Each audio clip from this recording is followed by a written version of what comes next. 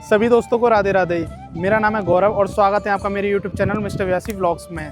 तो दोस्तों अभी मैं हूँ श्रीधाम वृंदावन में और आज मैं आपको वृंदावन की संपूर्ण परिक्रमा कराने वाला हूँ, जो कि 12 किलोमीटर की है। और इस परिक्रमा में पड़ने वाले सभी स्थानों के दर्शन भी कराऊंगा और जानकारी भी दूंगा। तो जितने भी लोग इस परिक्रमा को पहली बार लगा रहे हैं, लगाने का प्लान कर रहे हैं, तो ये वीडियो उनके लिए है।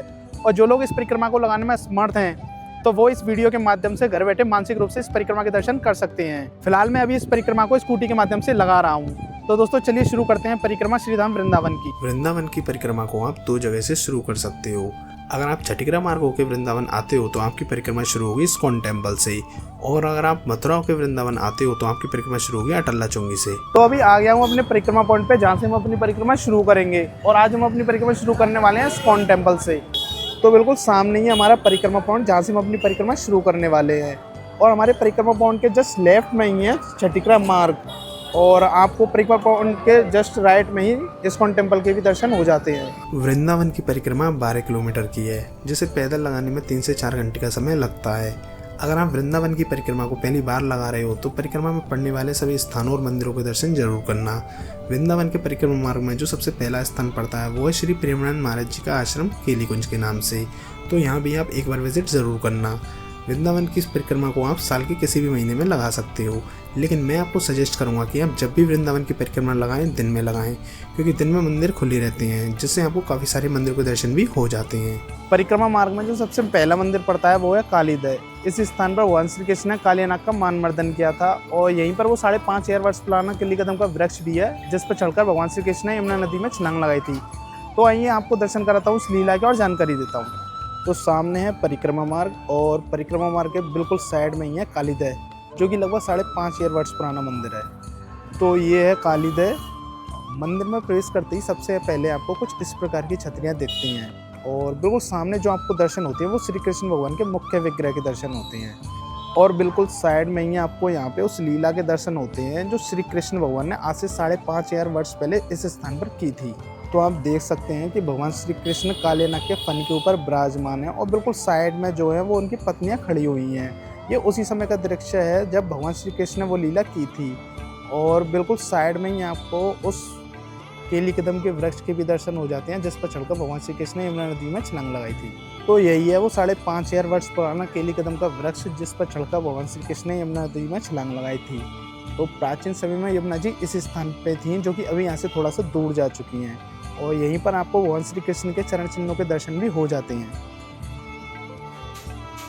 तो ये केली कदम का वृक्ष काफ़ी प्राचीन है, और जितने भी भक्त यहाँ पे दर्शन के लिए आते हैं वो इस केली कदम के वृक्ष पर दुपट्टा बांध कर जाते हैं, जिससे उनकी मनोकामनाएं पूरी होती हैं। तो जब भी आप यहाँ पर आएँ तो इस वृक्ष की एक परिक्रमा जरूर लगाना, क्योंकि इसकी एक परिक्रमा पूरी करने पर आपको पुण्य की प्राप्ति होती है। जैसा कि आप देख सकते हो कि ये वृक्ष अंदर से पूरा खोखला हो चुका है, और खोखला होने के बाद भी ये वृक्ष पूरा हरा भरा है, और यह वृक्ष टूट ना जाए उसके लिए यहाँ पे कुछ इस तरीके के पिलर्स लगाए गए हैं। आज से 5,500 वर्ष पहले यह स्थान यमुना जी का वो हिस्सा हुआ करता था। यहाँ पे एक विषैला सर्प कालीनाग रहा करता था, जिसकी वजह से यमुना का जल जहरीला हो गया था। तो तभी भगवान श्री कृष्ण ने कालीनाग से युद्ध कर उसको परास्त किया और कालीनाग के फन पर नृत्य किया, और इसी लीला को कालीनाग मानमर्दन लीला के नाम से जाना जाता है। तो ये थे यहाँ के दर्शन। तो चलिए परिक्रमा में आगे चलते हैं और आपको दर्शन कराते हैं अन्य और स्थानों के।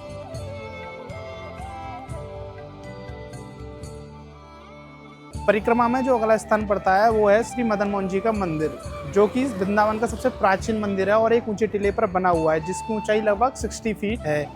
प्राचीन समय में यमुना जी इस स्थान पर थी, इसलिए इस मंदिर को एक ऊंचे टीले पर बनाया गया। तो चलिए आपको दर्शन कराता हूँ इस मंदिर के और जानकारी देता हूँ। तो सामने ही है परिक्रमा मार्ग, और यहीं से आप इस मंदिर में आ सकते हो, और बिल्कुल मंदिर के साइड में ही लगे इस बोर्ड पर आप मंदिर के बारे में हिंदी और इंग्लिश दोनों लैंग्वेज में पढ़ सकते हो।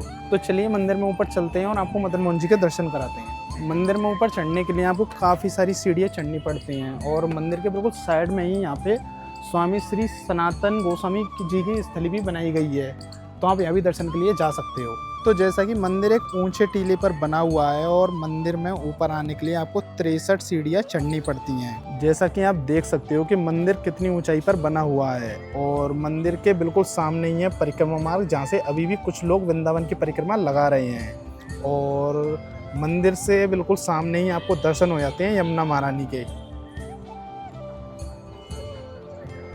तो जैसा कि यह मंदिर एक ऊंचे टीले पर स्थित है और इस टीले को द्वादश आधा टीला बोलते हैं। श्री मदन मोहन मंदिर को लाल पत्थर से बनाया गया है। इसमें कहीं भी ईंट और सीमेंट का उपयोग नहीं किया गया। इसमें जो भी नक्काशी आपको देखने को मिलती है वो काफी प्राचीन है। तो अभी आप जो दर्शन कर रहे हो ये श्री मदन मोहन जी के प्रतिरूप के आपको यहाँ पे दर्शन होते हैं।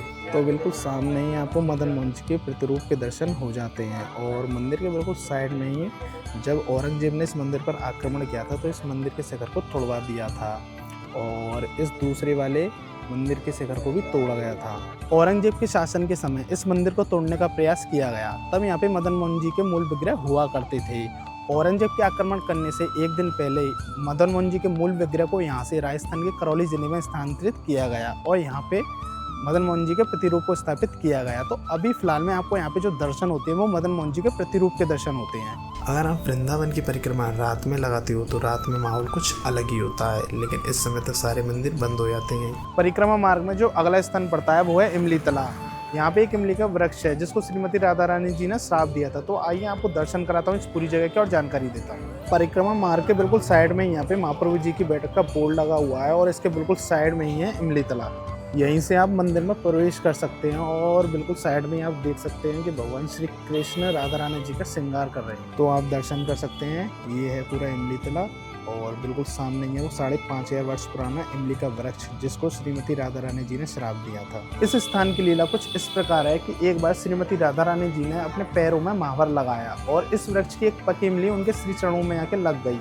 तभी श्रीमती राधा रानी जी ने इस वृक्ष को श्राप दिया। इसलिए आज भी पूरे ब्रज 84 कोस में कहीं भी पकी इमली नहीं लगती और इसी कहानी को यहाँ पर दीवार पर बने चित्रों के माध्यम से समझाया गया है। अभी हम आ चुके हैं परिक्रमा के अगले स्थान पे जो कि है श्रृंगार घाट। इस स्थान पे भगवान श्री कृष्ण ने एक वट वृक्ष के नीचे बहुत ही प्यारी लीला की है।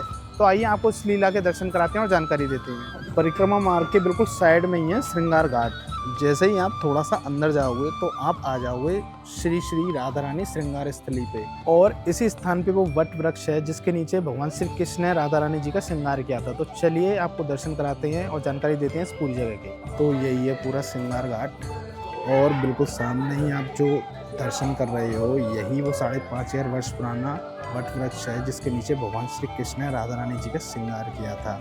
तो आप दर्शन कर सकते हो, काफ़ी प्राचीन है ये। इस स्थान की लीला कुछ इस प्रकार है कि एक बार भगवान श्री कृष्ण गोपियों के साथ महाराज कर रहे थे। तभी गोपियों के मन में ऐसा भाव आया कि वे भगवान श्री कृष्ण के लिए अत्यंत प्रिय हैं और उन्होंने यह भाव जाकर श्रीमती राधा रानी जी को बताया जिससे उनको ईर्ष्या हुई और वो नाराज होकर इस स्थान पर आ गई।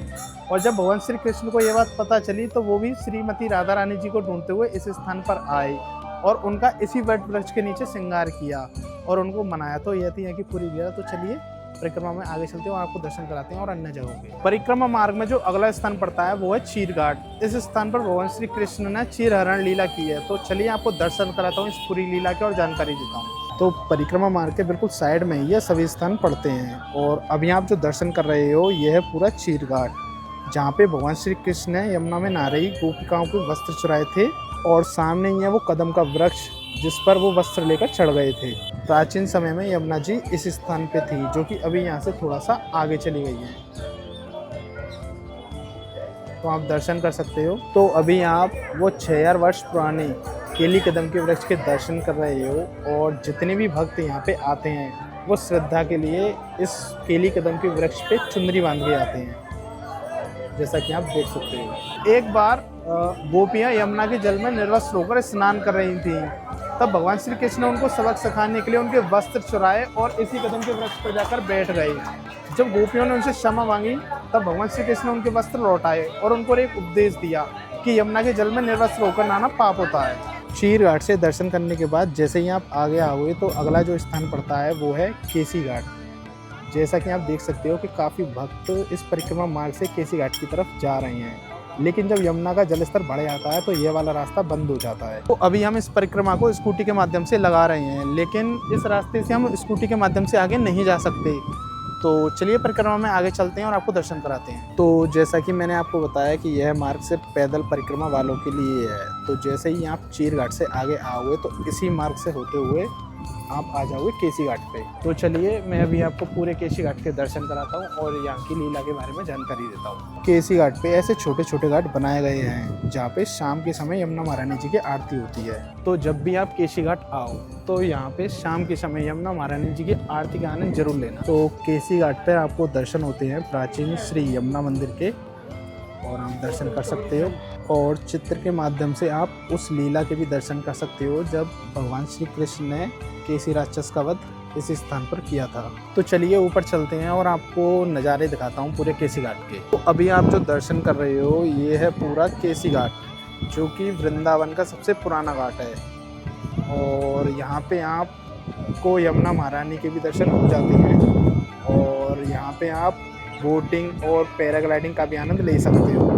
इस स्थान की लीला कुछ इस प्रकार है कि जब कंस ने भगवान श्री कृष्ण को मारने के लिए केसी नामक राक्षस को इसी स्थान पर भेजा था, जो कि एक घोड़े के रूप में आया था, और भगवान श्री कृष्ण ने उसका वध इसी स्थान पर किया था। तो इसी वजह से इस स्थान का नाम केसी घाट पड़ा। तो ये थी यहाँ की लीला। तो चलिए परिक्रमा में आगे चलते हैं और आपको दर्शन कराते हैं और अन्य जगहों के। तो परिक्रमा में जो अगला स्थान पड़ता है वो है श्री जगन्नाथ मंदिर। तो यहाँ पर आपको जगन्नाथ जी के उन्हीं विग्रह के दर्शन होते हैं जो आपको पुरी में होते हैं। तो जब भी आप परिक्रमा लगाओ तो इस स्थान के दर्शन भी जरूर करना।